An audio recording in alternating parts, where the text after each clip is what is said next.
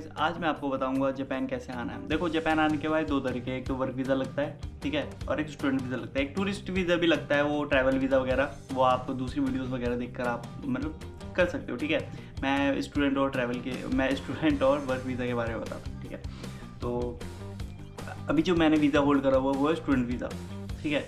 और student visa भी पे आता हूँ। पहले मैं वर्क वीज़ा बताता हूँ आपको वर्क वीज़ा कैसे ले सकते हैं। जैसे कि फॉर एग्जांपल आपने इंडिया में, ठीक है, कोई कंपनी जापान की है या फिर कोई इंडियन कंपनी है, ठीक है, इंडिया में कंपनी है, कोई जापानीज़ कंपनी, आपने वहाँ पे काम कर रहे हो या फिर आपने अप्लाई करा, इंटरव्यू वगैरह हुए, ठीक है, और उसमें बोलते हैं कि आपको भाई हम जापान भेजना चाहते हैं, ठीक है।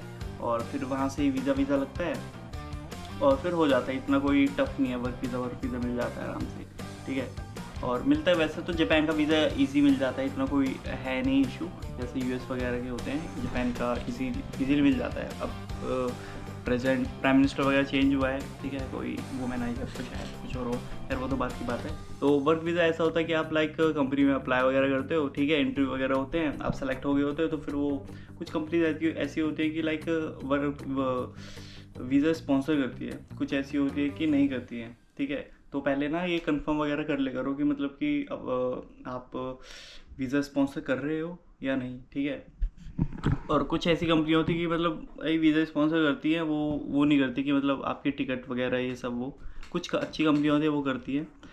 तो जब अगर ये सब दे रहे हो ना, इंटरव्यू वगैरह दे रहे हो, तो ना जब एचआर राउंड होता है तो ये सब ना पूछ के चले करो, ठीक है, तो लास्ट में आपका कट ना जाए, ठीक है। और अब मैं आपको बताता हूँ, तो ये हो गया वर्क वीज़ा का, ठीक है। अब मैं आपको बताता हूँ स्टूडेंट वीज़ा के बारे में। सॉरी, स्टूडेंट वीज़ा दो तरीके के स्टूडेंट अप्लाई करते हैं। फॉर एग्जांपल किसी को यूनिवर्सिटी में जाना हो या फिर किसी को स्कूल जापानीज़ स्कूल में जाना हो, ठीक है।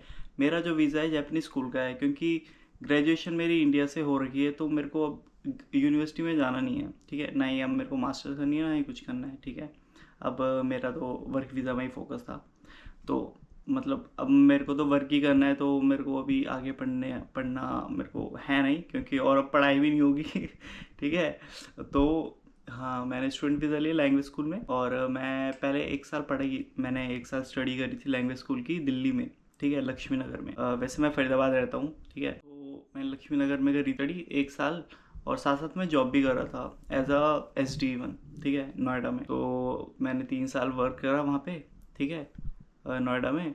और मैं साथ में लैंग्वेज स्कूल भी कर रहा था, तो एक साल मैंने स्टडी करी लैंग्वेज स्कूल की दिल्ली में, और फिर वहीं से मेरा लैंग्वेज क्लियर हुई, N5 दी। N5 तो हुआ नहीं ढंग से, क्योंकि उस टाइम पढ़ा नहीं था।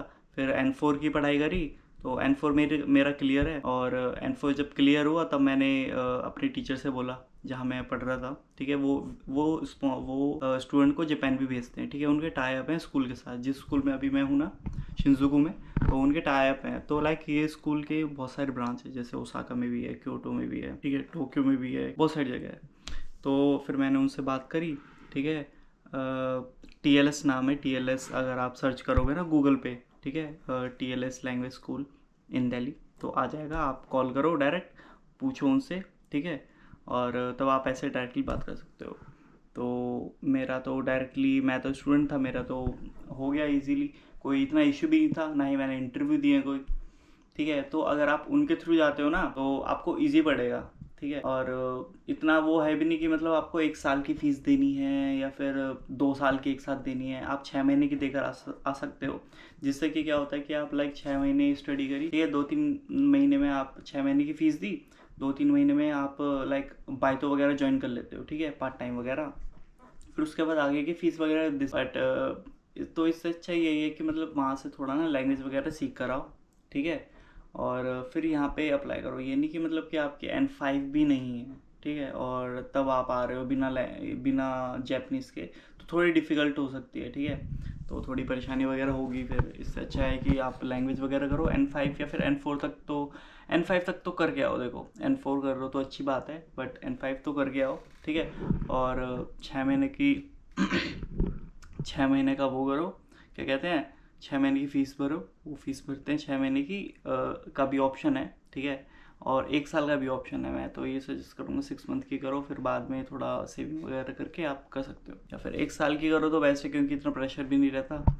तो फिर आप डायरेक्टली बात कर सकते हो उनसे और वो हेल्प वगैरह कर देंगे। और स्कूल भी अच्छा है काफ़ी, ठीक है, काफ़ी सपोर्ट करता है, एक्टिविटीज़ भी कराता है और स्टूडेंट पे भी ज़्यादा फोकस करता है, मतलब कि टीचर भी अच्छे हैं, हेल्पिंग वगैरह करते हैं और मतलब काफ़ी ज़्यादा थीम भी लगी रहती है। कोई भी वो होता है ना, जैसे क्रिसमस होता है, हेलोवीन होता है, ये सब कोई भी इनके होते हैं ना। और ये बाइथो में भी काफ़ी हेल्प करते हैं, ठीक है, बोर्ड वगैरह लगा देते हैं जहाँ पर हो, आप डायरेक्टली वहाँ पर आप कॉल वगैरह कर सकते हो।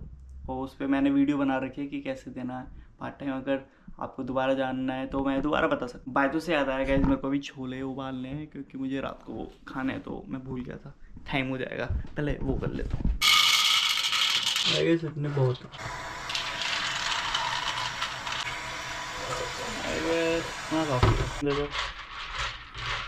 ओके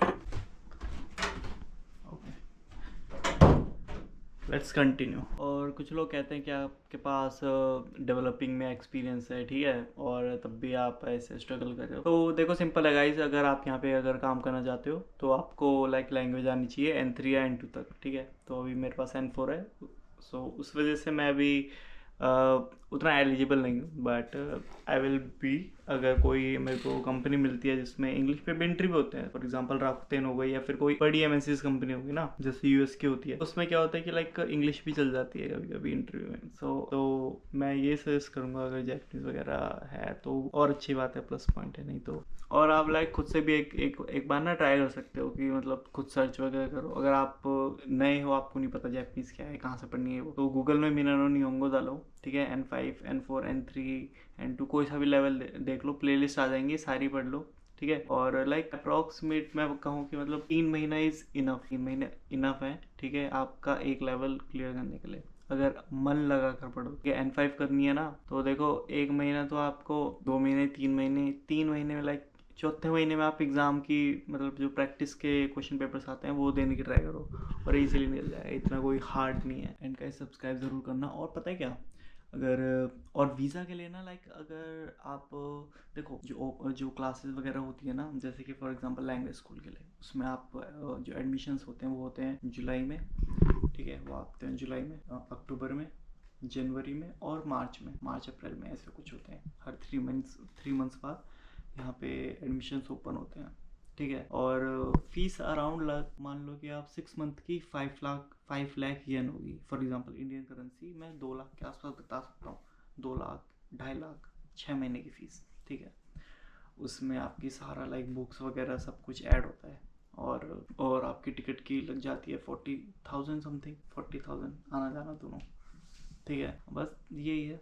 और ऐसे आप लाइक इजीली जापान आ सकते हो, कोई इंस्टीट्यूट से के थ्रू जा सकते हो या फिर किसी खुद से भी अप्लाई कर सकते हो, ठीक है। अगर आपको एक्स्ट्रा फीस नहीं देनी, कि फॉर एग्जांपल आप खुद कर सकते हो कि फॉर एग्जांपल कि मतलब स्कूल से आप डायरेक्टली बात कर सकते हो, ठीक है।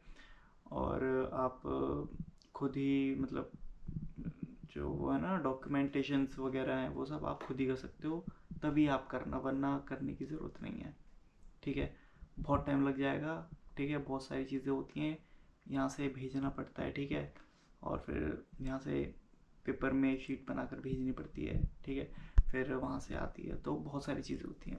इससे अच्छा मैं पर्सनली ये सजेस्ट करूँगा कि प्लीज़ कोई इंस्टीट्यूट से चले जाना, या फिर जो मैंने सजेस्ट करा है उसी से कर लेना, नहीं तो कोई नहीं, आप गूगल पे सर्च कर लेना, ठीक है। नहीं तो जो मैंने सजेस्ट करा है ना, दिल्ली में लक्ष्मी नगर में TLS सर्च करोगे, वहाँ पर उनको कांटेक्ट करना, नाम होगा चेतन शर्मा नाम होगा, ठीक है, टीचर का। उनको डायरेक्टली आप कॉल करना, वो करा देंगे, ठीक है। और बहुत इजी कराएंगे इंस्टीट्यूट, मतलब आपको इंटरव्यू कुछ नहीं करने की ज़रूरत है, आपका पासपोर्ट भी घर पे ही आ जाएगा। अगर और आपका अगर और कोई क्वेश्चंस हो प्लीज़ कमेंट में पूछना वैसे, ठीक है।